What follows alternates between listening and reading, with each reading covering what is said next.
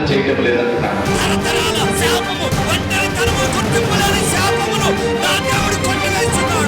మన దేవుడు ఆశీర్వాదమిచ్చే దేవుడు, స్వస్థపరిచే దేవుడు, జ్ఞానమిచ్చే దేవుడు, బలమునిచ్చే దేవుడు, ఏ మేలు చేయక మానని దేవుడు. ఆయన ఎట్టివాడై ఉన్నారో మనము కూడా అట్టివారమే.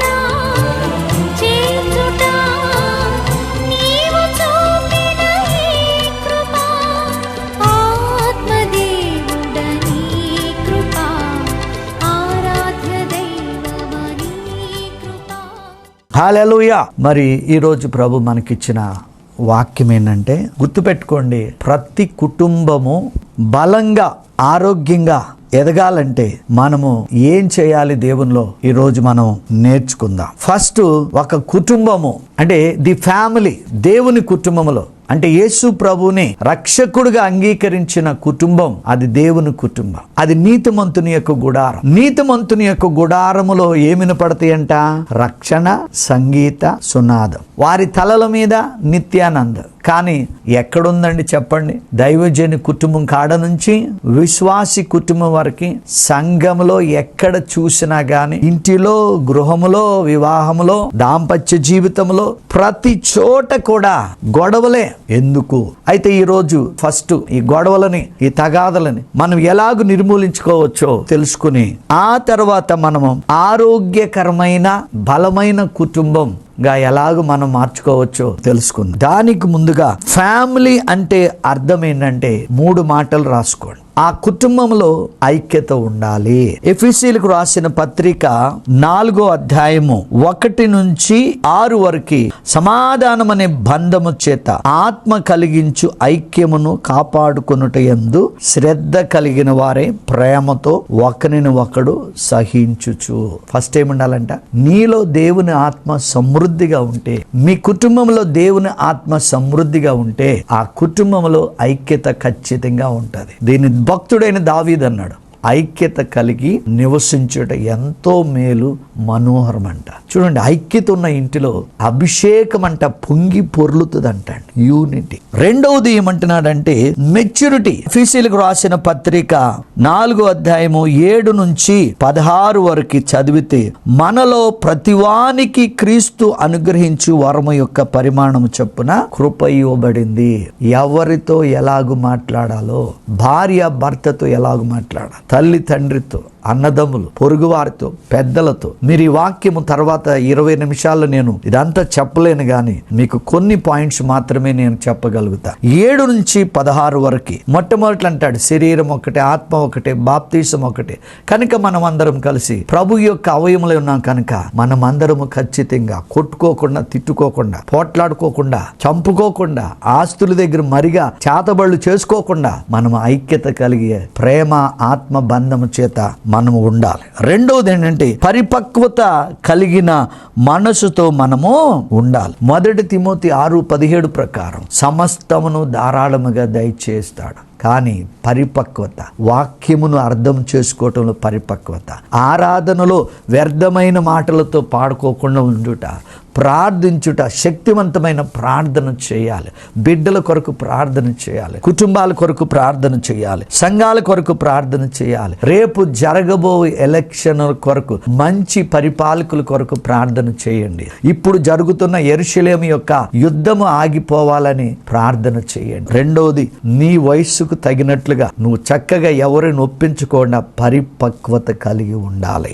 మూడోది ఏమన్నాడు తెలుసా? ప్యూరిటీ. అదే 4వ అధ్యాయంలో 17వ వచనంలో పరిశుద్ధతను మనము మెయింటైన్ చేయాలి. ఎందుకంటే యోబు గ్రంథంలో 8వ అధ్యాయంలో 6వ వచనంలో నీవు పవిత్రుడివై యథార్థవంతుడు అయిన ఎడల నీ నివాసము వర్ధిల్లును అన్నాడు. కాబట్టి పవిత్రతను మాటలో, చూపులో, తలంపులో అన్నిటిలో కూడా 17వ వచనం అంటాడు, కాబట్టి అన్ని జనులు నడుచుకున్నట్లు మీరిక మీదట నడుచుకున్న వాళ్ళదని ప్రభువునందు సాక్ష్యం ఇచ్చుచున్నాడు. 17 నుంచి ఆఖరి 25వ వచనం వరకు మీరు చదివితే ఖచ్చితంగా నీ పవిత్రతను నువ్వు ఆత్మచేత మెయింటైన్ చేయాలి. కుటుంబం అంటే ఐక్యత, పరిపక్వత, పరిశుద్ధత కలిగిన కుటుంబం. అది దేవుని కుటుంబం. ఇలాగు లేని కుటుంబములో ప్రార్థన ఉండదు, యూనిటీ లేని కుటుంబం, పరిపక్వత లేని కుటుంబం, పరిశుద్ధత లేని కుటుంబము పెంట కుప్పతో సమానమని భక్తుడైన దానియేలు 3వ అధ్యాయంలో చెబుతాడు. కనుక దేవుని కుటుంబం అంటే ఐక్యత కలిగిన కుటుంబం, పరిపక్వత కలిగిన కుటుంబం, అలాగే పరిశుద్ధత కలిగిన కుటుంబం. కనుక ఈ కుటుంబం దేవుని కుటుంబముగా అనబడుతుంది. మరి దేవుని కుటుంబము ఏమి పొందుకోవాలి అంటే, ఒకటి నిబంధన కలిగి జీవించాలి. యేసు ప్రభువు మన కుటుంబం కొరకు సిలువ మోసాడు, రక్తము కార్చాడు, ప్రాణమర్పించాడు, తిరిగి లేచాడు. తన పునరుద్ధాన శక్తితో మనం పోగొట్టుకున్నాయని తిరిగి ఇచ్చాడని నమ్మాలి. కవనెంట్ అంటే మనం కొత్త నిబంధనలో ఉన్నాం. చాలా మంది కూడా భర్త మంచోడు కాకపోయినా, భార్య మంచిది కాకపోయినా అప్పటికప్పుడు వాళ్ళు విడాకులు తీసుకోవటానికి ముందుకొస్తున్నారు. కానీ కొత్త నిబంధన ప్రకారం విడాకులు లేవండి. వారి హృదయ కాఠిన్యాన్ని బట్టి ఒక పత్రం ఇచ్చాడు. కానీ మనము కాంట్రాక్ట్ గా దేవుని కుటుంబం ఉండదు. నిబంధన, కాంట్రాక్ట్ కాదు. టు లవ్ బి లవ్డ్ అంటే ప్రేమతో జీవించాలి. ప్రేమిస్తూ ఉండటమే మనకి దేవుడిచ్చిన పని. హల్లెలూయా. ఇక్కడ చూస్తే నిబంధన కలిగి ఒకే ఒక కుటుంబం. పాత నిబంధనలో ఆదికాండము 7:7 వచ్చిన ప్రకారము నోవాహు, అతనితో కూడా అతని కుమారులు, అతని భార్యను, మరి అతని ప్రజలు మొత్తం కలిసి వారు ఓడలోకి చేర్చుకోబడి ఉన్నారు. ఈ రోజు నేను ఒక్కటి అడుగుతున్నాను, నువ్వు ఒక్కదానివే బాప్తిసం తీసుకున్నావా? నీ భర్త కూడా అలాగే, నీ పిల్లలు, నీ కుటుంబం అంతా సంపూర్ణంగా రక్షణ పొందిందా? అలా పొందితేనే నీ కుటుంబము నూతన నిబంధనలో ఉన్నది. నూతన నిబంధనలో ఉన్నది ఏంటో తెలుసా? ఆయన గొర్రెలను ఆయన సంపూర్ణంగా రక్షిస్తాడు. ఏ అపాయము నీ యొద్దకు రాదు. ఆయన నామము నువ్వు ఎరిగినవు గనుక నిన్ను గణపరుస్తాడు, శ్రమలో తోడై ఉంటాడు, విడిపిస్తాడు, గొప్ప చేస్తాడు, దీర్ఘాయు చేత తృప్తి పరుస్తాడు. నోవా కుటుంబం ప్రళయం వచ్చింది, ప్రపంచమంతా మునిగింది, కానీ ఆ కుటుంబము క్షేమముగా ఉంది. ఆ కుటుంబము ద్వారా ఈ జనరేషన్ అంతా పెరుగుతూ వచ్చింది. నువ్వు ఒక్కడవే నీ కుటుంబం అంతటికి రక్షణ తెప్పించుకుంటే చాలు. నువ్వు అంటావు, నేను నా ఇంటి వారును యెహోవాను సేవిస్తా. ఐక్యత కలిగిన కుటుంబం, పరిపక్వత కలిగిన కుటుంబం, పరిశుద్ధత కలిగిన కుటుంబం అది దేవుని కుటుంబం గనుక అది కాంట్రాక్ట్ పద్ధతిలో ఉండదు. ఎలా ఉంటుంది తెలుసా? నిబంధన, దేవుని నిబంధన, కొత్త నిబంధన. నిత్య రాజ్యానికి వారసులుగా వారు పరలోకంలో కట్టబడిన నివాసములు పొందుకునే బిడ్డలుగా వాళ్ళు జీవిస్తారు. అది దేవుని యొక్క ఆరోగ్యకరమైన బలమైన కుటుంబంకి దేవుడిచ్చిన నిబంధన. ఆమేన్. రెండవది ఏంటంటే, బలమైన కుటుంబం అలాగే ఆరోగ్యకరమైన కుటుంబం నిత్యము ఏమి పొందుకుంటదంటే కృప, నాట్ లా. అంటే ఏంటండి? ప్రతిదానికి కండిషన్. ఈ రోజు మన బోధ కూడా, నీకు రోగం వచ్చిందంటే, నీకు బలహీనత వచ్చిందంటే, నువ్వు దరిద్రములు ఉన్నావంటే, నువ్వు చీకటి నీ మీద అమావాస్య పౌర్ణమి పడుతుంది అంటే నువ్వేదో తప్పు చేశావు. అవును, నేను ఒకప్పుడు ఘోరమైన పాపిని, కానీ ఇప్పుడు ఆయన నమ్ముకోవటం వల్ల రోమా 5:1-2 ప్రకారం ఆయన రక్తం వల్ల నన్ను నీతిమంతుడిగా చేశాడు. అలాగే ఎఫెసీ 2:8 ప్రకారం విశ్వాసము ద్వారా కృప చేతనే నేను రక్షింపబడ్డాను. నా నీతి కాదు, నా క్రియ కాదు, దేవుని వరం. గ్రేస్ అంటే ఆల్వేస్ సప్లై. ఆయన ప్రేమ, ఆయన సమాధానం మనకి ఇప్పుడు కూడా సప్లై అవుతూనే ఉంటది, కానీ ఎక్కడ ఆగదు. రోమా 6:14 దేవా నీ కృపలో ఉన్నాం, ఏ పాపము మా మీద ప్రభుత్వము చేయదు, మేము లాలో లేనే లేవు. సో కృపలో ఉన్నవారు ఏం చేయాలంటే క్షమించు, క్షమించబడి ఉంటావు. ఆమేన్. కృపలో ఉన్నవాడు క్షమించు, కానీ లాలో ఉన్నవాడు చెప్తాడు, నువ్వు ఇది చేసావు గనుక ఇది ఒప్పుకుంటేనే. అలాంటప్పుడు అలా ఒప్పుకుంటేనే యేసు ప్రభు సిలువ వేయవలసిన అవసరము లేదు. కృప అనగా పాపాన్ని చంపేది, నీతిని పెంచేది. ఎక్కడ పాపం విస్తరిస్తుందో అక్కడ కృప విస్తరిస్తుంది. ఎఫెసీయులకు రాసిన పత్రిక 4:32 ప్రకారం అంటాడు, ఒక్కని ఎడల ఒకడు దయగలిగి కరుణా హృదయులై క్రీస్తునందు దేవుడు మిమ్ములను క్షమించిన ప్రకారం. మనం అంటే ఏం చేయాలో తెలుసా? ఒకరిని ఒకరు క్షమించుకోవాలి. ఈ రోజు ఆస్తులు తగాదలు బయట వారిలో కాదు, అయిన వాళ్ళలోనే ఒకరినొకరు. అవునండి, బెంగళూరులో ఒక సహోదరుడు ఉన్నాడు. మరి అతను ఎంత కష్టపడినా గానీ అప్పులన్నీ తీరట్లా. పోనీ వారి యొక్క బంధువులు స్నేహితులు సహాయం చేయకపోయినా పర్లా, మీ పని అయిపోయింది, మీరు ఆ కార్లు అమ్మేసుకోండి, ఇలా చెప్పుతారు. కానీ వారందరూ కలిసి కొన్నేళ్ళ కుటుంబాలు ఒక చోట కూర్చుని ప్రార్థన చేస్తే, వాళ్ళ మీద కనికరం చూపితే, ఏమన్నాడు? కుటుంబం అంటే ఐక్యత ఉండాలి, పరిపక్వత ఉండాలి, అలాగేముండాలి? పవిత్రత ఉండాలి. ఒక్క రక్తాన్ని పంచుకున్న వారు పెళ్లిళ్ళు అయిపోయిన తర్వాత ఎంత దారుణంగా ఒడికడుతున్నారంటే, చేతబడులు చేయటం, వాళ్ళని పిచ్చి వాళ్ళుగా చేయటం. దేవుడు మిమ్మల్ని చూడడా? ఎందుకు వెళ్తున్నారు మీరు సంఘాలకి? ఇక్కడ నువ్వు ప్రార్థన చేస్తావు, అక్కడ నువ్వు దర్గాలకు వెళ్తావు. నాకు తెలిసిన ఒక సహోదరి బైబిల్ మిషన్ లో పనిచేస్తుందండి. మరి తన మీద ఒక వ్యక్తి భయంకరంగా 2 సంవత్సరాల నుంచి నిద్రపోనీయకుండా ఇప్పుడు ఆమె చావు బ్రతుకుల్లో ఉంది. కనుక క్షమాపణ లేదంటే, నీవు నీ సహోదరుని గనక నువ్వు ప్రేమించకపోతే నువ్వు పరలోక రాజ్యాన్ని కూడా ఎల్లవు సహోదరుడా. గుర్తుపెట్టుకో, నీలో ప్రేమ లేదనుకో, నీలో ఎవరు లేరో తెలుసా? దేవుడు లేనే లేడు. అందుకని ప్రభు అంటున్నాడు, శత్రువును ప్రేమించండి, మేలు చేయండి, అప్పు ఇయ్యండి, అప్పుడు మీ ఫలము గొప్పదయ్యుండును, అప్పుడు మీరు సర్వోన్నతమైన కుమారులు అనబడుదురు అన్నాడు. రెండోది, బలమైన ఆరోగ్యకరమైన కుటుంబము. వివాదం లేని కుటుంబంలో ఏముండాలంటే కృప ఉండాలి, కానీ రూల్స్ ఉండకూడదు. ఆమేన్. ఒకరినొకరు క్షమించుకోవాలి. మూడవది, ఎంపవరింగ్, సాధాకారిత. అంటే ఏంటంటే వాళ్ళని ఎంకరేజ్ చేస్తూ ఉండాలి. ప్రతి విషయంలో కూడా ఫెయిల్ అవ్వగానే, లేకపోతే నష్టం వచ్చినా కానీ, ఎందుకు బతుకుతున్నావు నువ్వు, ఏదైనా వేసుకుని సావరాదు కదా, నా కడుపుని ఎందుకు పుట్టావు అంటే ఎంకరేజ్మెంట్ ఉండదు, ఎంపవర్మెంట్ ఉండదు. సామెతల గ్రంథం 22:6 ప్రకారము మనము చిన్నప్పుడు నుంచే వాళ్ళని దైవ భక్తిలో పెంచాలండి. ఇంటర్మీడియట్కి వచ్చినాకు, డిగ్రీకి వచ్చినాకు, ఇప్పుడు చర్చికి రానాయన, ఇప్పుడు వాక్యం చదవమంటే వాడికి లోకమంతా తెలుసు. ఇప్పుడు ఫోన్ వచ్చిన తర్వాత 3rd 4th క్లాస్ కంచి వాడు ప్రపంచం అంతా చెడంతా వాడు ఫోన్లోనే చూసేస్తున్నాడు. మరి అలాంటప్పుడు మనం దేవుని బిడ్డలుగా, నీ ఆరోగ్యకరమైన కుటుంబముగా, బలమైన కుటుంబంగా ఉండాలంటే బాలుడు నడవవలసిన త్రోవను వాడికి నేర్పినప్పుడు, వాడు పెద్దవాడైనప్పుడు వాడు తొలగిపోడు. ఏమండి, నా కుమార్తెకు ఒక్కటే చెప్పండి, నాన్న బైబిల్ చదువు, బైబిల్ చదువు, వాక్యమే దీపం, వాక్యమే వెలుగు, వాక్యమే జీవం, వాక్యమే శక్తి. అంతే. మీ బిడ్డలకు శుభవార్త, వాడు వాక్యము దివారాత్రం చదివాడనుకో, ఏ కార్పొరేట్ హాస్పిటల్స్ దగ్గరికి మీ పిల్లలు వెళ్ళరు. ఎందుకంటే వాక్యము దొరికిన వారికి జీవము, వారి సర్వ శరీరమునకు ఆరోగ్యం అన్నాడు. మరి చిన్నప్పటి నుంచి భక్తి నేర్పండి, దేవునికి మహిమ కలుగునుగా. కానీ ఈనాడు క్రైస్తవులుగా మన బిడ్డలు వేసే డ్రెస్సులు, వేసే వేషాలు, చేసే రీల్స్ ఎలా ఉన్నాయో ఒక్కసారి జాగ్రత్తగా గమనించండి. తల్లులారా, తండ్రులారా, ఒక అన్నగా తండ్రిగా మిమ్మల్ని బతులాడుకుంటున్నా, నీ బిడ్డలు నడవలసిన త్రోవ తాట తీయాలి. ఏ మాట? వాక్కుతో, కట్టెలతో కాదు. దేవునికి మహిమ కలుగునుగాక. సో ఎంపవరింగ్, మాట్లాడిన రీతిలో బిడ్డలకు చెప్పండి. ఇది అంచె దినాలు. రీసెంట్ ఒక దైవజనుడు యొక్క కుమారుడు 23 years అండి. ఏం జరిగిందో తెలియదు, 3 రోజుల్లో దురాత్మ మింగివేసింది. ఒక దైవజనుడి కుటుంబం యొక్క కుమారుడికి ఆ స్థితి కలిగిందంటే, మరి నువ్వు విశ్వాసిగా ఎంత జాగ్రత్తగా మీరు భక్తి చేయాలో ఆలోచించండి. ఇది కడవరి కాలం. 4వది ఏంటంటే intimacy, not distance, to know and be know. దేవుడిని ఎలాగూ సంపూర్ణంగా తెలుసుకుని ఉండాలి. అలాగే ఎప్పటికప్పుడు దేవుని కుటుంబంలో నీ కుమారుడు ఏం చేస్తున్నాడు, నీ కుమార్తె ఏం చేస్తుంది, లేకపోతే వాడు ఎక్కడికి వెళ్తున్నాడు, వాడు ఎక్కడి నుంచి వస్తున్నాడు, అర్ధరాత్రి 2ంటికి వచ్చాడు, ఏం చేసేవారు ఇప్పుడు అని అడుగుతున్నావా?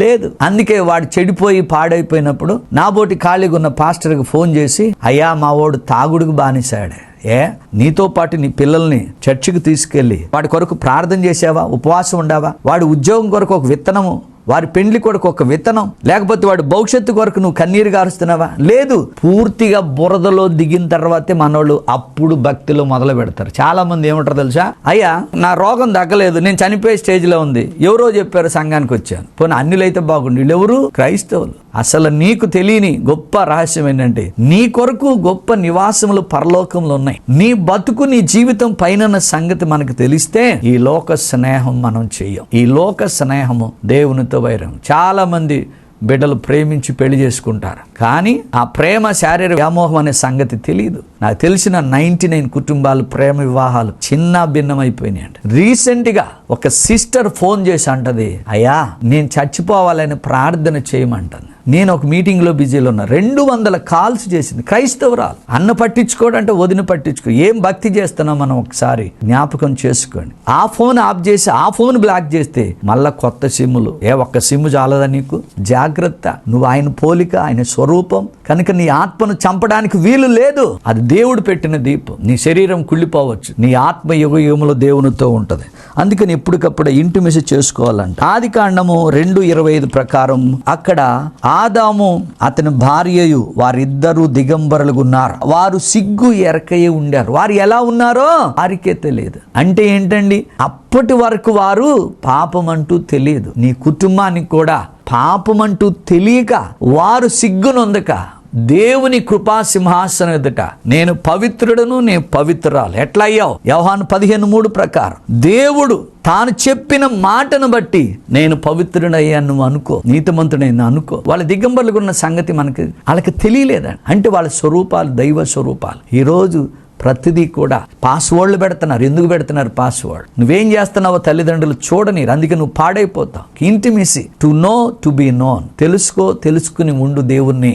అప్పుడు నీ కుటుంబం సంపూర్ణంగా పరిపూర్ణంగా దీవించబడుతుంది. మరి ఎందుకు మా కుటుంబం దేవునిలో ఆనందించలేకపోతుంది? ఎందుకు నా కుటుంబం గొడవలు? ఇది చెప్పి నేను ముగిస్తా. దేవునికి మహిమ కలుగునుగాక. ఫిలిప్పీయులకు రాసిన పత్రిక 2వ అధ్యాయము 1-2 వరకు ప్రతి కుటుంబము సంపూర్ణంగా పరిపూర్ణంగా బలంగా ఆరోగ్యకరంగా దీవించబడాలంటే 2వ అధ్యాయం 1-2 వరకు బీ లైక్ మైండెడ్, ఏక మనస్సు కలిగి ఉండాలి, ఏక భావం కలిగి ఉండాలి. అలాగే ఒకే ప్రేమ.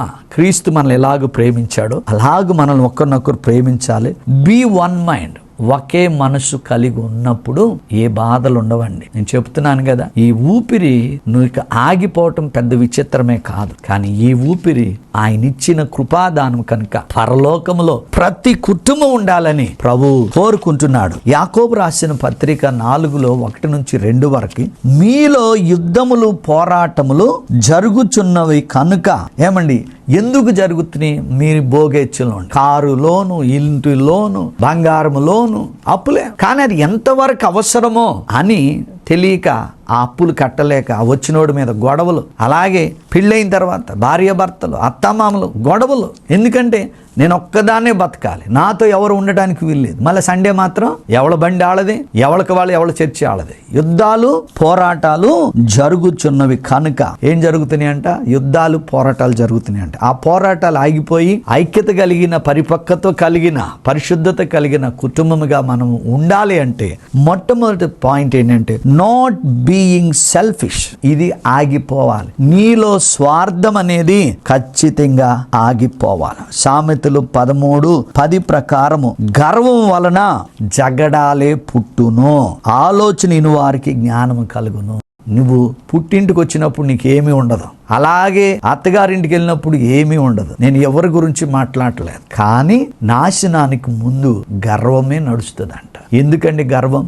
ఏం తీసుకొచ్చావు నువ్వు ఈ భూమి మీదకి? ప్రభు అంటున్నాడు, నిన్ను వల్లే నీ పొరుగువాన్ని ప్రేమించమంటున్నాడు. ఏ దేవుని కుటుంబంలో అయితే గొడవలు జరుగుతున్నాయో అక్కడ ఉన్న వారిలో ఎవరికొకరికి గర్వంగా అహంకారంగా ఉండటం వల్లే గొడవలు వస్తున్నాయి. కనుక గర్వం లేకపోతే వినయము, విధేయత, ప్రేమ ఉంటే నీకు ఘనత వస్తుంది. ఆ గర్వాన్ని ఆపివేయండి. దేవునికి మహిమ కలుగును గాక. దేవుణ్ణి మనము భోగేచ్ఛల మిత్తం కాకుండా ఆయన చిత్తం నెరవేర్చేవారిగా మనం ఉంటే ఖచ్చితంగా దేవుడు మనలను దీవిస్తాడు. ఆమేన్. అందుకని రెండవది ఏంటంటే స్టాప్ ద బీ ప్రైడ్ఫుల్. గర్వంగా ఉండటం అనేది దేవుని కుటుంబంలో ఆపేయాలి. ఎందుకంటే యాకోబు 4:11-12 సహోదరులారా ఒక్కనికొక్కడు విరోధముగా మాట్లాడుకుడి. కలిసినప్పుడు డైనింగ్ టేబుల్ మీద ఎంత ప్రేమ చూపిస్తాం. ఎవడు బెడ్రూమ్కి వెళ్ళినప్పుడు సనుగుళ్ళు గొనుగుళ్ళు ఒక్కళ్ళ మీద, దాని వల్ల వచ్చేది నాశనమే తప్ప ఆశీర్వాదం రాదు. అలాగూ విరోధంగా మాట్లాడటం అర్థం ఏంటంటే ఒకరిని గురించి నువ్వలా ఈమెలా ఇలాంటి వాళ్ళు. అదేంటో తెలుసా? తీర్పు. ధర్మశాస్త్రమును మీ స్వాధీనం తీసుకుని ఒక్కడికి తీర్పులోకి వచ్చినప్పుడు మత్తయిలు అంటాడు, నువ్వు మహాసభలోనికి లోను అవుతావు అంటున్నాడు. రక్షించుటకు నశింప చేయుటకు ఆయనే శక్తిమంతుడు గనుక మనం ఎవరికి తీర్పు తీర్చకూడదు. గర్వంగా ఉన్న వాళ్ళు తీర్పు తీరుస్తారు. ఫస్ట్ పాయింట్ ఏంటంటే స్వార్థము నీలో లేకపోతే మీ ఇంటిలో గొడవలు ఉండవు. సెకండ్ పాయింట్ ఏంటంటే కన్సిడరింగ్ అదర్ ఇంట్రెస్ట్స్. అంటే ఏంటి? నువ్వు బతకటమే కాదు, నీ అక్క, నీ చెల్లెళ్ళు, నీ బావ, లేకపోతే నీ ఇరుగు పొరుగు వారు, సంఘములో లేనివారు, వారికి నువ్వు రక్షణ పొంది చక్కగా బతుకుతున్నావు ఆర్థికంగా అన్ని విషయాలు కనుక ఇతరులకు. అదే ఫిలిప్పీలకు రాసిన పత్రిక 2:4 మీలో ప్రతి వాడు కూడా సొంత కార్యములే చూస్తున్నాడు, మాత్రమే కాక ఇతరుల కార్యములు కూడా చూడాలి. ప్రభు చెప్పాడు కదండి, నీ సొంత కార్యాలు చూసుకో, నీ ఇల్లు, నీ వాకిలి, నీ పిల్లలు కరెక్టే, ఇతరుల గురించి కూడా చూడాలి. అదే ప్రభు ఇచ్చింది ఏంటి? నిన్ను వలే నీ పొరుగు వారిని ప్రేమించండి. ఎవడైతే స్వార్థంగా ఎవడికి పిల్లికి భిక్షం పెట్టుకోకుండా బతుకుతాడో వాడు ఇంటి ముందు ఎప్పుడూ కూడా మరణం పొంచి ఉంటది, కయోని వలె. ఇది రెండవది. మూడవది ఏంటంటే బీయింగ్ లైక్ ఏ జీసస్.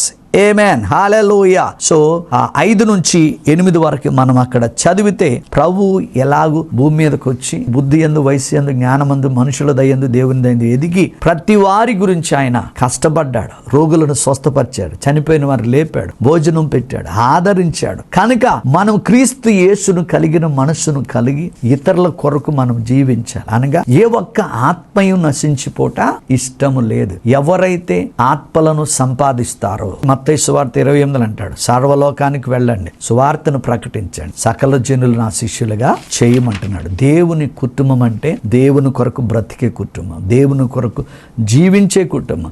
ఇతరులను నరకములో నుంచి తప్పించి పరలోక రాజ్యానికి చేర్చేదే దేవుని కుటుంబం. కనుక వివాదాలు రాకుండా ఉండాలంటే నీలో స్వార్థాన్ని ఆపివేసి, నీలో గర్వాన్ని ఆపివేసి, నీవు ఇతరుల ఆత్మల కొరకు నువ్వు సంపాదించుటకు ప్రయత్నిస్తే నీవు యేసు ప్రభులాగా ఈ భూమి మీద జీవిస్తావు. అప్పుడు ఈ గృహానికి, ఈ కుటుంబానికి క్రీస్తే అధిపతి గనుక, ఆ గృహము నీతిమంతునిలు గనుక, ఆ నీతిమంతుని ఇల్లు గొప్ప ఆత్మల నిధిగా వర్ధిల్లుతుంది. ఏ గొడవలు ఉండవు.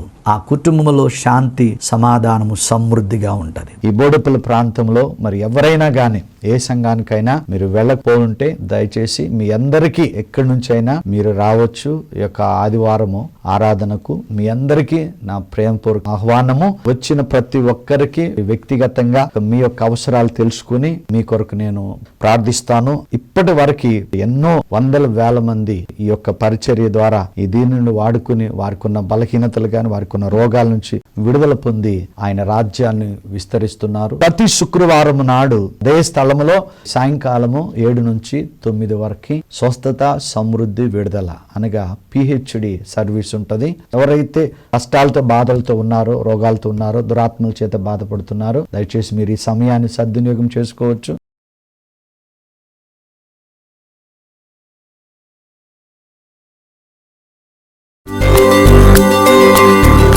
హల్లెలూయా. దేవుని నామానికి మహిమ కలుగును గాక. గడిచిన వారములో, గడిచిన కాలములో ప్రభు చేసిన మేలులను తెలుసుకుని మన యేసయ్యను మహిమ పరుద్దాం. ఇతని పేరు రామకృష్ణ అండి, తాడేపల్లిగూడెం. మరి తనకి జాబ్ కొరకు ప్రార్థించాం. ఆయన చెప్పిన సాక్ష్యం ఏంటంటే, మీరు ప్రార్థించిన వెంటనే మరి నాకు మంచి ఉద్యోగం వచ్చినది అని చెప్పాడు. ఇటు మహిమ గల కార్యముకే మన దేవునికి మహిమ కలుగును గాక. ఈయన పేరు దయ్యామణి అండి. ఈ అద్భుతం ఎంత గొప్పది అంటే, నేను గన్నవరం విజయవాడ దగ్గర మీటింగ్కి వెళ్తుంటే ఆమె కాల్ చేసింది 3 days బ్యాక్. అయితే అన్న, యూరిన్కి వెళ్తేనే నాకు భయం వేసేది, ఆ యూరిన్తో పాటు బ్లడ్ కూడా పడేది, ఆ నీళ్లు తాగాలన్న భయం ఉండేది. ఈ రిపోర్ట్స్ బ్లడ్ కూడా వస్తుందంటే మరి ఏమన్నా ప్రాబ్లం మరి ఉంటదేమో నేను అనుకున్నాను. కానీ మీరు ప్రార్థించారు, ఆ వాటర్ కూడా ప్రార్థించారు. అమ్మా నీకు ఖచ్చితంగా నీకు నార్మల్ రిపోర్ట్ అదని చెప్పినప్పుడు నేను హాస్పిటల్కి వెళ్ళాను. మీరు ప్రార్థించిన వెంటనే ఆ నొప్పి అంతా, ఆ మంట తగ్గిపోయింది. అలాగే రిపోర్ట్స్ అన్ని కూడా నార్మల్ వచ్చినాయి. ఏమేన్. అంతేకాదు మరి వివాహమైన తర్వాత నాకు ఫస్ట్ కుమారుడైతే నాకు కూతురే కావాలన్నప్పుడు నీకు ఖచ్చితంగా నీకు కూతురే పుడుతుందమ్మన్నప్పుడు హృదయవాంఛను తీర్చాడు. ఇటు మహిమ గల కార్యముకే మన దేవునికే మహిమ కలుగునుగాక. ఈమె పేరు అచ్చమ్మండి. గుంటూరు దగ్గర ఒక పల్లెటూరు. భయంకరమైన చీకటితో బాధపడుతుంది. ఎన్ని హాస్పిటల్స్ తిరిగినా ఆ తలపోటు, ఆ తలభారము, నిద్ర పట్టదు, కడుపులో భయంకరమైన నొప్పి, కిడ్నీ పెయిన్ కూడా ఉండేది. ఎప్పుడైతే ప్రోగ్రాం చూసిన తర్వాత కాల్ చేసింది, ప్రార్థన చేశాం. అద్భుతం ఏంటంటే ఆమె ఈ రెండు, ఆ తలభారము నుండి, పీడకల నుండి, ఆ కడుపులో నొప్పి నుండి సంపూర్ణమైన స్వస్థత పొందింది. ఆమేన్. హల్లెలూయా. సౌజన్య 8 సంవత్సరాలు, పిల్లలు లేరు. నేను చెబుతున్నా, మీరు రాసుకోండి. ఎవరికైతే బిడ్డలు లేరో అది ఎన్ని సంవత్సరాలైనా కీర్తనలో 113:9 ఈ వాక్యం పలకండి. సంతులేని దాని ఇల్లాలుగా, కుమారులు గల సంతోషం గల తల్లిగా. వీరు నాతో కలిసి వీళ్ళ మరిది గారికి మ్యాచ్ కని మేము వెళ్తుండగా వాళ్ళు నాతో 2 రోజులు ఉన్నారు. ఆ 2 days ఆమె బిడ్డ కొరకు ప్రార్థన చేశా. ప్రభు అద్భుతం చేశాడు. దేవునికి మహిమ. ఆమె తల్లి కాబోతుంది. మరి వివాహంలో అన్ని విషయాల్లో ఘనమైనది. విజయ్ కుమార్ తిరుపాటి ఒక 1 year క్రితమే పెద్ద కుమార్తె యొక్క వివాహం చేశాడు. అతి త్వరలో మరి మేలో కూడా చిన్న కుమార్తె యొక్క వివాహం కూడా జరగబోతుంది. నేను ఒక్కటి చెప్తున్నా, దైవ భక్తి అన్ని విషయాల్లో కూడా మేలుకరమైనది. నువ్వు ఏ బాధలో ఉన్నా నీ చింత యావత్ ఆయన మీద వేసి సంపూర్ణంగా మీరు దేవుని సన్నిధికి వెళ్ళండి. ఆదివారం మిస్ కావద్దు. దేవునిని వెంబడించండి. మిమ్ములను అద్భుతాలు వెంబడిస్తాయి. ఇటు మహిమ గల కార్యములకే మన దేవునికి మహిమ కలుగునుగాక. మరి ముఖ్య గమనిక ఏంటంటే ఆ యూట్యూబ్ ఛానల్ మనకుంది. మరి చాలా మంది సబ్స్క్రైబ్ చేయట్లేదు. నేను చెబుతున్నా, ప్రతి ఒక్క 22 నిమిషాల్లో 20 వాక్యాలు ఉంటాయి. ఆ యూట్యూబ్ సబ్స్క్రైబ్ చేసుకుని ప్రతిరోజు మీ టైం ఉన్నప్పుడు ఒక మెసేజ్ దయచేసి వినండి. ఖచ్చితంగా మీ కుటుంబాలను దేవుడు దీవిస్తాడు. ఆమేన్.